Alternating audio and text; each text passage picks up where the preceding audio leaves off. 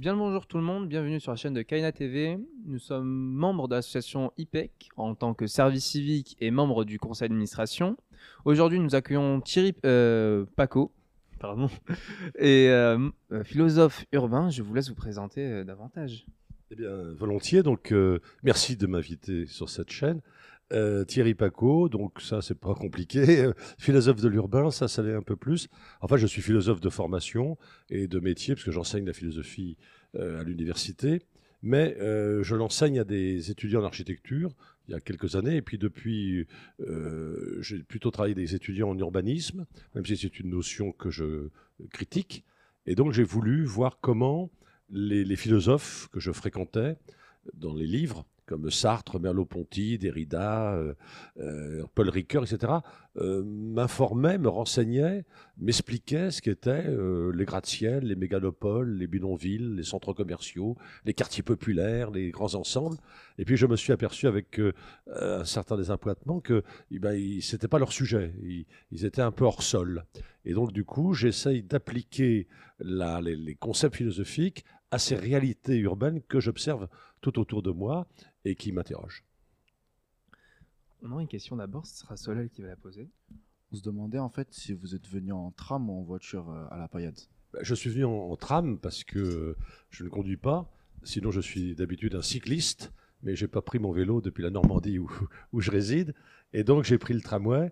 Je m'aperçois dans les villes qui ont un tramway que le tramway est beaucoup plus judicieux comme mode de transport que l'autocar ou l'autobus, parce qu'il y a un itinéraire très particulier.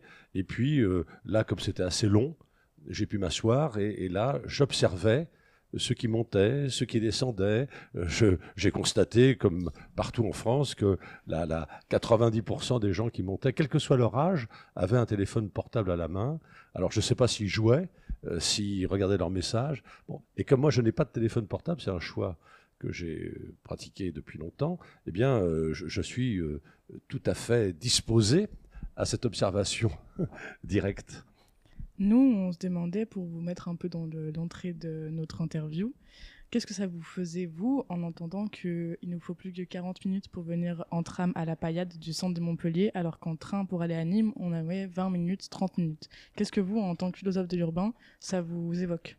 Alors, ça m'évoque simplement les rythmes urbains, qui sont différents ici ou là. Et comme je ne suis pas pour le toujours plus vite, parce que le toujours plus vite est énergivore, généralement, et j'ai constaté qu'on n'invente pas de machines à ralentir. On invente que des trucs qui vont toujours plus vite. Un ordinateur qui est plus puissant, plus rapide, bon, le TGV, etc. Donc moi, ça ne me gêne pas. J'ai un rapport au temps qui est tout à fait différent, parce que je flâne, je regarde, j'observe, et puis si je prends le train, eh bien je lis. Je lis abondamment, et puis de temps en temps, je ferme le livre et je regarde par l'écran de la fenêtre du train le spectacle de la ville qu'on va traverser ou de ce qu'on appellerait des paysages successifs. Non, la question du temps est une question passionnante dans la ville, mais j'ai constaté que les villes ne se lèvent pas à la même heure et ne se couchent pas à la même heure.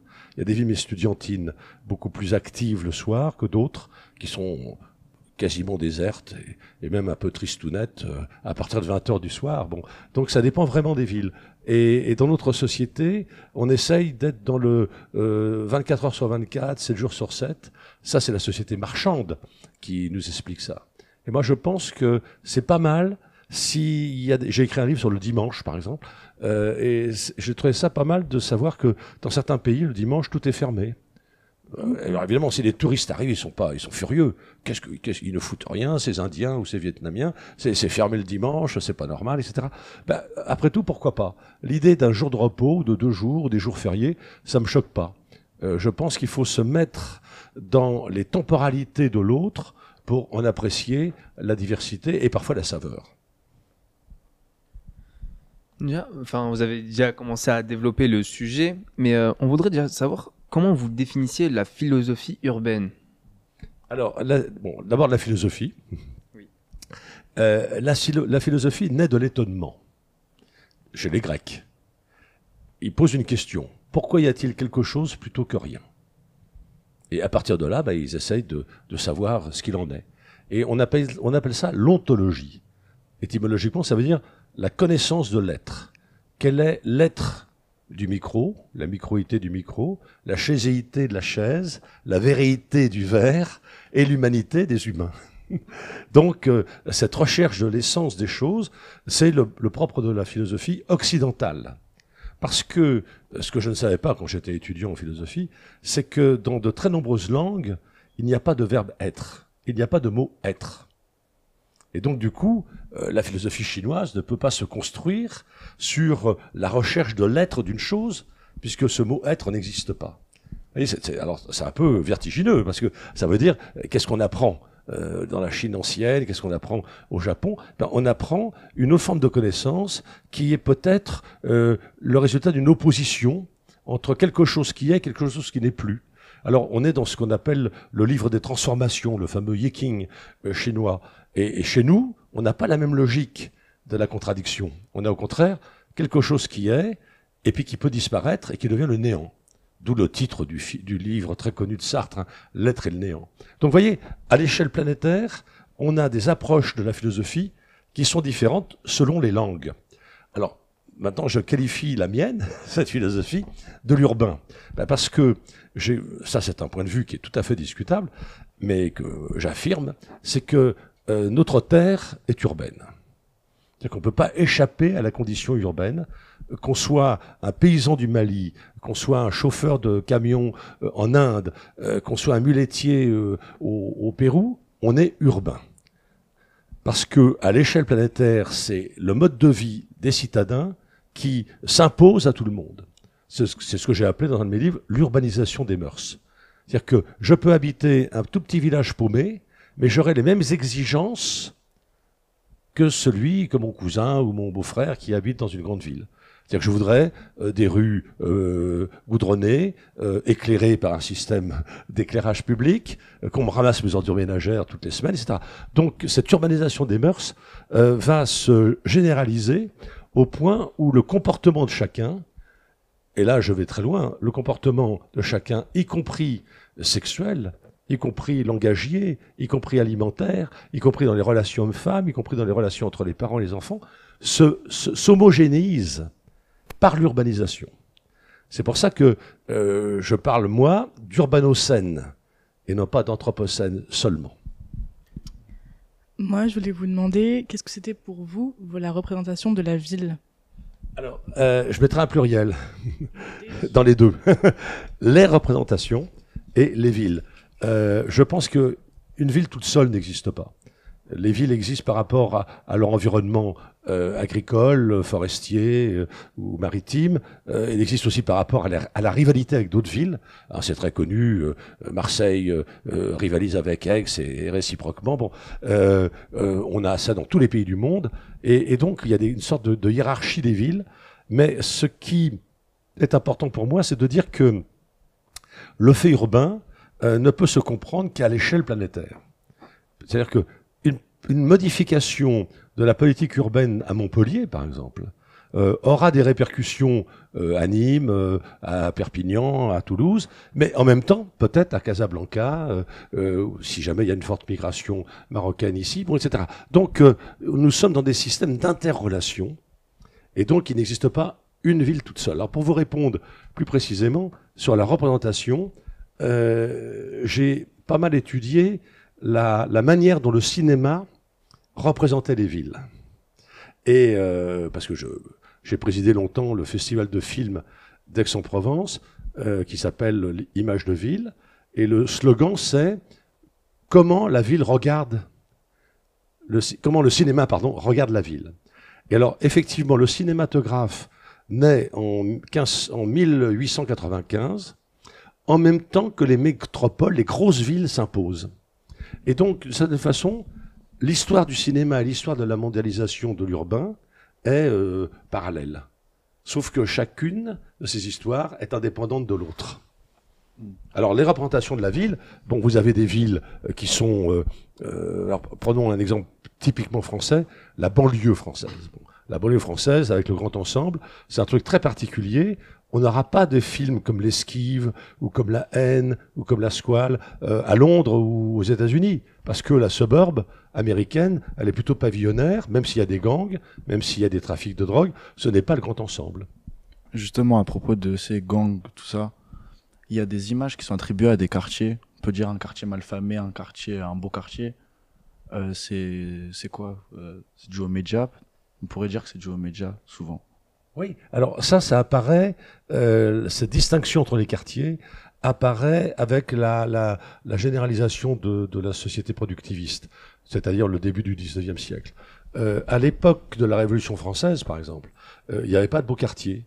Il y avait un éparpillement des hôtels particuliers de l'aristocratie sur l'ensemble de la capitale.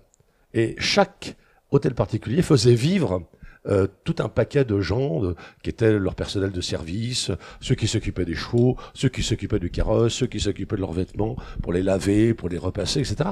Donc il y avait une mixité, je prends un mot à la mode, une mixité sociale dans tous les quartiers. Et puis progressivement, il y a une ségrégation spatiale qui a fait que on a mis des quartiers ouvriers ici, des quartiers populaires là, des quartiers aristocratiques là, et les beaux quartiers, comme vous le disiez très justement. Et ça, cette espèce de mosaïque urbaine, de mosaïque sociologique urbaine, est pour moi un désastre pour l'esprit de la ville. Parce que ce qui fait une ville, c'est vraiment la diversité. Et moins cette diversité est palpable, plus la ville devient, comment dirais-je, en voie de disparition. Vous pensez que les médias ils sont influents sur l'image qu'on peut avoir des quartiers? Ah oui, considérablement, parce que le vocabulaire, c'est très intéressant en France. On parle de quartiers de relégation, de quartiers difficiles, de quartiers paupérisés, de quartiers gangrénés par la mafia. En même temps avec des images de la mafia qui n'est pas celle qu'on connaît en Italie, par exemple. Donc il y a des choses qui n'y collent pas à la réalité, mais qui façonnent cette réalité, qui imposent un certain regard, alors qu'il faudrait questionner précisément ce regard. Un beau quartier, les beaux quartiers par exemple, c'est des quartiers ennuyeux, c'est des quartiers ensommeillés. Dans le 16e arrondissement, personne ne va s'y promener ou chercher des boutiques, il n'y en a pas. En parlant de ça, du coup, il y a aussi le maire, il a fait une espèce de meeting récemment et il a employé le mot quartier symbole de malheur en parlant du quartier de la Paillade. Et en attendant, il fait énormément d'embellissement de la ville dans le centre. Qu'est-ce que ça vous évoque ça, vous, en tant que philosophe de l'urbain, quand quelqu'un d'aussi haut placé, qui a quand même une influence sur ce qui se passe dans la ville, évoque ces choses-là? Alors bon, je ne connais pas précisément le cas de Montpellier et de la Paillade, mais globalement, ce n'est pas une bonne chose. Il ne faut jamais stigmatiser un quartier, le désigner comme quelque chose qu'il n'est pas vraiment, parce que j'ai constaté, j'ai observé que toutes les villes en contiennent d'autres. La ville de la nuit n'est pas celle du jour, la ville du dimanche n'est pas celle du mercredi, la ville de l'été n'est pas celle de l'hiver. Donc c'est ça qui me plaît dans les villes, c'est que je suis toujours en état de surprise. Alors effectivement, on peut passer à côté. Par exemple, on peut très bien fréquenter Paris et se dire « Ah, c'est une ville sûre ». Oui, peut-être. Puis vous dites à la personne qui vous raconte ça, je t'emmène à Stalingrad, c'est un quartier de Paris, à 2h du matin. Et là, craignos. Alors, on peut passer à Stalingrad à 10h du soir, on risque rien, parce que ce n'est pas la même ville, et ce n'est pas le même quartier.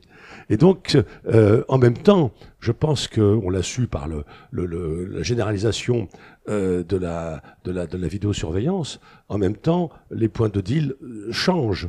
Ils sont pas idiots, évidemment, donc il n'y a pas de moyen de prévenir ça. Ça appartient aussi à ce que j'appelle la culture urbaine, et donc ça me choque pas.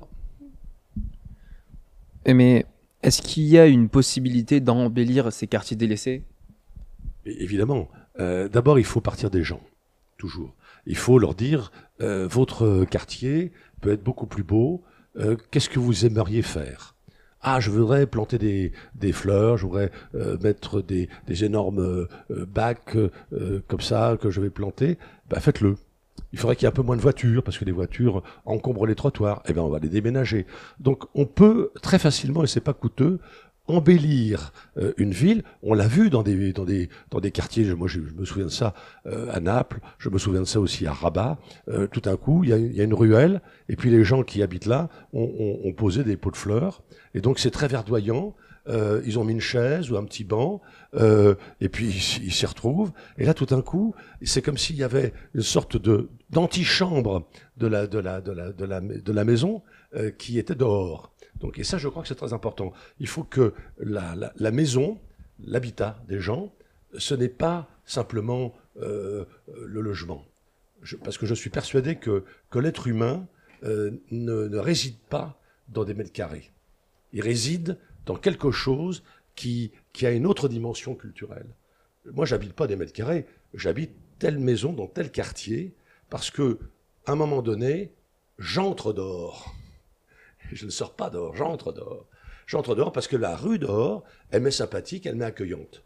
Et dans d'autres endroits, si je suis dans un hôtel, puis je m'aperçois que je ne peux pas entrer dehors parce que ce dehors est agressif, violent, aseptisé, et puis voilà, ne m'intéresse pas. Vous avez cité plusieurs pays dans votre. Vous avez cité le Mali, le Maroc, le Pérou, même des pays de l'Inde, je ne me trompe pas. Dans votre métier, c'est vraiment important de voyager pour voir s'il y a des différences entre les différentes régions du monde. Oui, mais en même temps, comme je suis très préoccupé par la question environnementale, je ne prends plus l'avion. Et donc, je voyage autrement. Je voyage par le cinéma, je voyage par la littérature, par les rencontres avec des gens originaires de ces pays qui me racontent. Et on arrive à être tout à fait bien informé par ce qui se passe. Parce qu'on voit bien les ressemblances d'une mégalopole à une autre. Par exemple, les enseignes, les commerces sont absolument les mêmes. Vous dites, je suis déjà venu ici, c'est exactement le même endroit, il y a le même McDo, le même Jeff de Bruges, le même... Bon. Comment vous décrivez ça, cette différence que vous voyez dans vos livres à vous ? Comment je faisais ? Comment vous décrivez ces différences que vous voyez dans vos ouvrages que vous avez... Alors, je les décris en essayant de valoriser la différence. Je suis persuadé que plus les différences sont exaltées, mieux c'est pour une ville. Et donc, pourquoi ?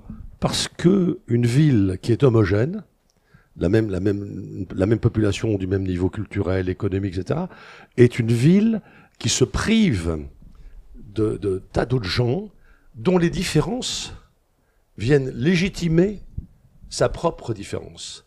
C'est pour ça que la figure de l'étranger, pour un philosophe de l'urbain qui s'appelle Georges Simmel, à la fin du XIXe siècle, au début du XXe siècle en Allemagne, est très importante. Il explique que ce petit commerçant d'origine turque dans cette ville qui est Berlin, eh bien, son étrangeté est la garantie de votre propre différence à vous. Et ça, je suis certain que c'est très très important. À condition qu'on ne ghettoise pas ces étrangers. Si on les regroupe au même endroit, c'est foutu, évidemment. Et eux-mêmes sont tout à fait désolés. J'avais fait des enquêtes avec mes étudiants il y a longtemps. Je me souviens de familles marocaines qui disaient « On ne comprend pas pourquoi on nous met toujours dans l'immeuble où il y a des Marocains. Nous, on voudrait être dans d'autres immeubles avec d'autres gens. » Et ils ont absolument raison. La diversité est la qualité même de l'embellissement de la ville. En tant qu'habitant de Montpellier, on dit vraiment qu'il y a les Montpelliérains. Et après, on peut se dire, il y a les Pailladins. Il y a les Pailladins, les Montpelliérains. Vous êtes capable d'expliquer ce phénomène, justement de... C'est un phénomène qui est j'allais dire, pas propre à Montpellier, et qui résulte au moins deux choses. D'abord, ceux de la paillade peuvent très bien se revendiquer comme étant paillardins. C'est-à-dire, on est fier de l'être, même si on est moins bien vu ou un peu déconsidéré. Et de l'autre côté, évidemment, pour les habitants de Montpellier, ville-centre, c'est de dire ne me mélangez pas avec cette population un peu bizarre à laquelle je ne veux pas ressembler. Bon, mais par exemple, à Paris, vous avez la Goutte d'Or. Bon, mais en même temps, on s'aperçoit, ce qui n'est pas le cas de Montpellier, parce qu'il y a encore des caractéristiques de population qui se poursuivent. À Paris, par exemple, je vois que c'est un énorme brassage. ce qui était caractéristique d'un quartier. Par exemple, longtemps on a dit le 13e arrondissement vers la place d'Italie, c'est le quartier chinois. Maintenant, il y a énormément de Chinois qui sont à la Goutte d'Or, qui longtemps étaient considérés comme le lieu des Algériens. Donc la géographie interne des villes se reconfigure. On a fait un grand thème sur les quartiers populaires et les villes. Je voudrais faire qu'on commence un contraste entre ville et campagne. Et je vous pose une question plutôt personnelle envers vous-même. Qu'est-ce que vous préférez entre la ville et la campagne ? Alors, ma position d'observateur des villes et des campagnes depuis très longtemps est la suivante. Je crois qu'il n'y a plus de différence entre les villes et les campagnes, que nous sommes dans un monde urbain, c'est ce que j'expliquais au tout début de l'entretien, à cause de cette urbanisation des mœurs, et que du coup, qu'on soit dans une ville, c'est-à-dire un lieu dense, où il y a beaucoup de bâtis, beaucoup d'habitants, ou qu'on soit dans du pavillonnaire un peu diffus, à la périphérie des villes, ou dans des petits villages qui sont devenus des villages dortoirs, je pense que là, on est dans les mêmes conditions de vie, malheureusement. Et ce qui veut dire, pour répondre très clairement à votre question, qu'on est dans des non-villes et des non-campagnes. Et donc, il nous faudrait réactiver des relations de complémentarité entre les villes et les campagnes, ce qui leur redonnerait leur qualité première et les distinguerait les uns des autres. Alors là c'est un boulot, y compris pour la représentation au cinéma ou ailleurs. Alors maintenant, vous me posez une question personnelle, je vais pas l'esquiver. J'ai quitté la banlieue parisienne pour m'installer dans la forêt, dans une forêt normande. Donc j'ai pas de voisins, sauf des animaux. Et de temps en temps, évidemment, je vais dans les petits villages autour. Mais les petits villages autour, ils ont les mêmes pavillons, les mêmes supérettes, les mêmes postes à essence, et ça m'attriste un peu, parce qu'il n'y a plus des spécificités régionales. Si vous regardez des livres de géographie française, on pourrait le faire en Italie, en Espagne, ça, d'il y a un siècle, ben vous aviez un style provençal, un style méditerranéen, un style basque, etc., etc. Et maintenant, tout ça est gommé. On peut très bien trouver, je suis plutôt pour, on peut très bien trouver une maison entièrement en bois au milieu de blocs de béton. Il y a la question de l'unification des villes, ou un peu de la campagne aussi, c'est que tout commence à se ressembler énormément, de plus en plus. Par exemple, on peut penser à la Bretagne avec leurs toits qui sont quand même très spécifiques, avec les tuiles en noir comme ça. Et j'ai l'impression, de mon avis, que c'est un peu la seule région où je reconnais les maisons en tant que maison bretonne, mais sinon dans la France en général, c'est très compliqué de différencier maintenant, comme vous dites, les régions, etc. Qu'est-ce que ça vous, en tant que pilote de l'urbanisme, l'unification, des villes, qu'est-ce que ça... Je crois que c'est une catastrophe. J'appelle ça dans un de mes livres, du reste, le désastre urbain. C'est un désastre urbain qui est ces mêmes formes de logement partout. Dans le produit immobilier qui est le plus populaire à l'échelle mondiale, qui est l'enclave résidentielle sécurisée, ce qu'on appelle la gated community en anglais, c'est-à-dire la communauté ayant qu'une entrée, qu'une porte, une seule gated. Eh bien, ça, c'est une catastrophe. Et généralement, les formes architecturales de ces ensembles pavillonnaires s'inspirent des séries américaines. Donc, on va en Honduras, on va au Chili, on va à la Jamaïque. Il y a des gated communities qui sont avec des maisons californiennes. Et ça, pour moi, c'est terrible, parce que la maison, elle nous révèle beaucoup de choses de nous-mêmes. Et je suis persuadé que les lieux participent au façonnage de notre personnalité. Je suis persuadé de ça. Je pense que les lieux font de nous ce que nous sommes. Et donc, tout d'un coup, dire je vais adopter un lieu comme ça qui a été inventé pour une série télé, non, c'est se priver d'une espèce d'exigence d'exprimer sa personnalité à soi. Et ça, c'est très dommage. Parce que moi, je trouve très bien qu'il y ait des maisons alsaciennes, qu'il y ait des maisons en terre, qu'il y ait des maisons en paille. Tout ça me passionne. Non, la bétonisation du monde a été le point de départ de cette uniformisation. Ok. Vous, en tant que spécialiste de l'urbain, ce serait quoi pour vous la solution afin d'améliorer les inégalités réduire les inégalités dans la ville?